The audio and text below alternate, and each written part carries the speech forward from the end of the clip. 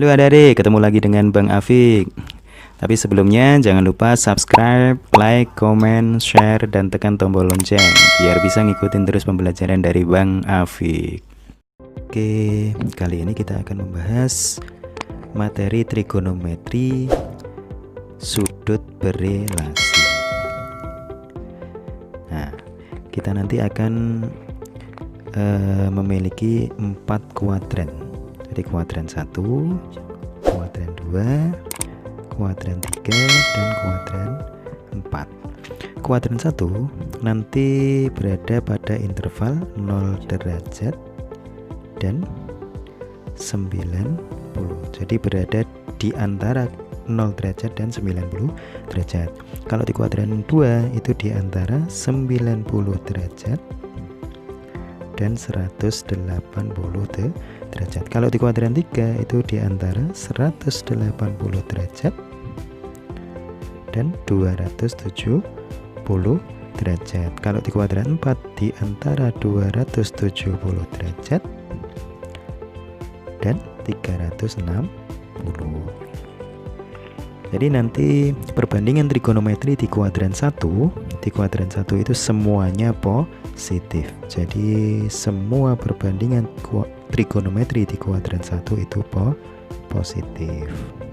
Sin, cos, tangen, dan kebalikannya di kuadran 1 positif.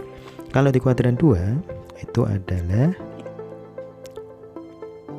sin dan kosekan, itu yang bernilai positif. Selain itu negatif. Terus kalau di kuadran 3 yang bernilai positif adalah tangen dan kotangen. Itu bernilai positif. Kalau di kuadran 4 yang bernilai positif adalah cos dan sekan. Ini nilainya positif. Selain itu bernilai negatif. Nah, sekarang kita langsung membahas bentuk umum dari sudut berelasi. Jadi yang pertama nanti ini misalnya ada sin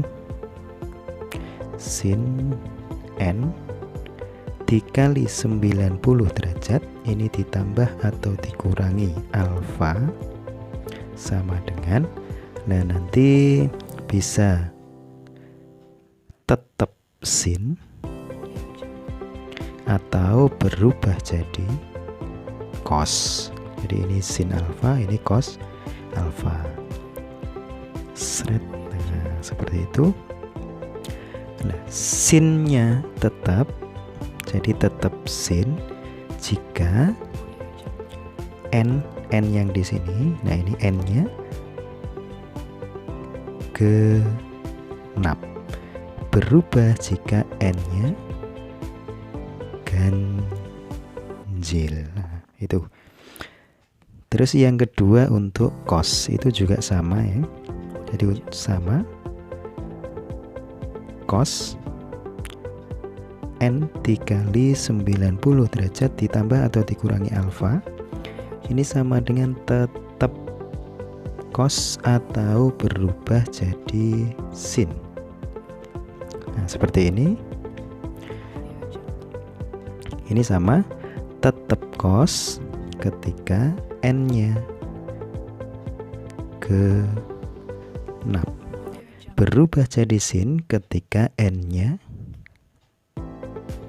ganjil. Nah, n-nya ini. Terus yang ketiga untuk tangen. Jadi tangen ini sama bentuk umumnya n dikali 90 derajat ditambah atau dikurangi alfa. Ini nanti sama dengan plus minus tangen atau plus minus kotangen. Nah, seperti ini. Ini sama tetap jika n-nya genap. Jadi n-nya genap. Berubah jika n-nya ganjil. Terus yang dimaksud positif atau negatif depan ini adalah kuadran. Jadi nanti sudutnya di kuadran berapa lah, plus minusnya ini mengikuti. Kalau dituliskan secara detail, nah nanti diperoleh seperti ini. Jadi yang pertama di kuadran 1 nanti ada sin 90 derajat dikurangi X itu sama dengan cos X. Terus yang kedua, cos 90 derajat dikurangi X itu sama dengan sin X. Tangen 90 derajat dikurangi X sama dengan cot X. Kotangen X jadi berubah. Sin berubah jadi cos, cos berubah jadi sin, tangen berubah jadi kotangen. Terus yang di kuadran 2. Kuadran 2 itu yang bernilai positif adalah sin. Jadi sinnya positif. Nah, nanti sin 90 derajat ditambah X itu sama dengan cos X. Cos 90 derajat ditambah X sama dengan min sin X. Negatif karena cos di kuadran 2. Tangen 90 derajat ditambah X itu sama dengan min kotangen X. Negatif karena di kuadran 2. Atau sin 180 derajat min X sama dengan sin X. Jadi bisa 90 derajat plus atau 180 min.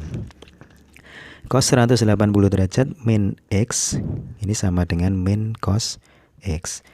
Tangen 180 derajat min X sama dengan min tangen X. Tangen 180 derajat min X sama dengan min tangen X. Itu kuadran 2. Terus selanjutnya di kuadran 3. Sin 180 derajat min ditambah X itu sama dengan min sin X. Negatif karena di kuadran 3 yang bernilai positif adalah tangen. Cos 180 derajat ditambah X sama dengan min cos X. Tangen 180 derajat min X plus X itu sama dengan tangen X. Atau sin 270 derajat min. Sin 270 derajat min X itu sama dengan min cos X. Sinnya berubah jadi cos. Cos 270 derajat min X sama dengan min sin X. Tangen 270 derajat min X sama dengan kotangen X. Yang positif adalah tangen. Terus yang di kuadran 4, sin 270 derajat plus atau 360 derajat min. Yang pertama sin 270 derajat plus X itu sama dengan min cos X. Cos 270 derajat plus X sama dengan sin X. Bernilai positif karena di kuadran 4 cos positif. Tangen 270 derajat ditambah X itu sama dengan min kotangen X. Atau sin 360 derajat min X sama dengan min sin X. Cosnya positif. Cos 360 derajat min X sama dengan cos X. Tangen 360 derajat min X sama dengan min tangen X. Itu sudut berelasi di 4 kuadran. Nah, kalau bisa semuanya dihafalkan atau cukup dihafalkan bentuk umum yang sebelumnya. Oke, kita langsung contoh. Ada 2 contoh. Yang pertama, tentukan hasil dari sin 150.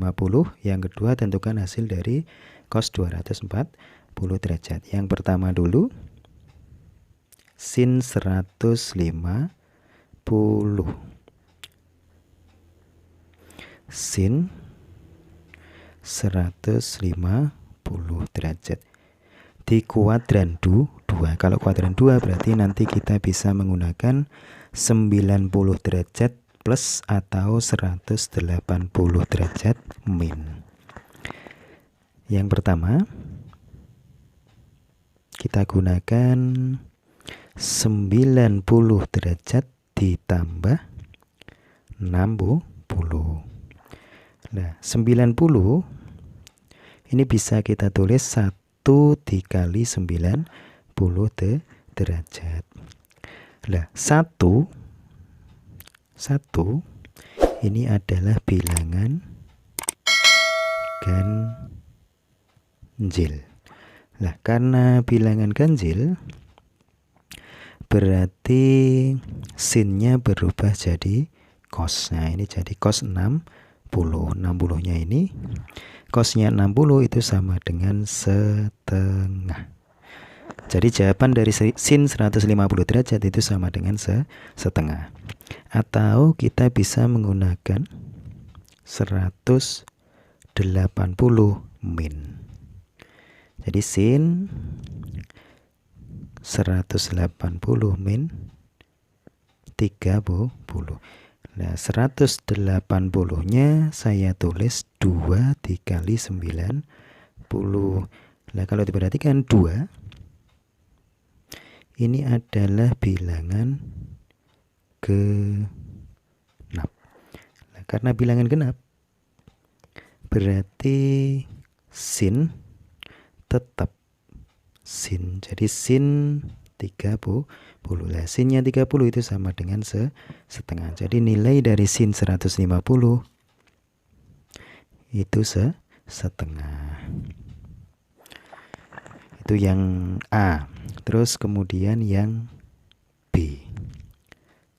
Nah, ditulis di sini yang B. Cos 270. 240. Saya hapus dulu. Sin 240. Kalau kita perhatikan cos 240 derajat itu di kuadran 3. Kalau di kuadran 3 berarti kita bisa menggunakan 180 plus atau 270 min. Jadi yang pertama kita bisa menuliskan cos 180. Nah, ditambah 60. Nah, 180-nya ditulis 2 kali 90. Terus 2 ini kan sama dengan bilangan genap. Nah, karena bilangan genap berarti cosnya tetap cos. Nah, cos 60. Lah, karena cos di kuadran 3 berarti ini negatif. Jawabannya min setengah. Atau bisa kita tuliskan dengan cos 270 dikurangi 30. Nah, 270-nya dituliskan 3 kali 90. Nah, 3 ini adalah bilangan ganjil. Nah, karena ganjil berarti berubah jadi sin. Jadi sin 30 derajat. Karena cos di kuadran 3 jadi nilainya negatif sama dengan min setengah. Nah, jadi nilai dari cos 240 itu sama dengan min setengah. Demikian penjelasan dari sudut berelasi di 4 kuadran. Mudah-mudahan bermanfaat dan terima kasih.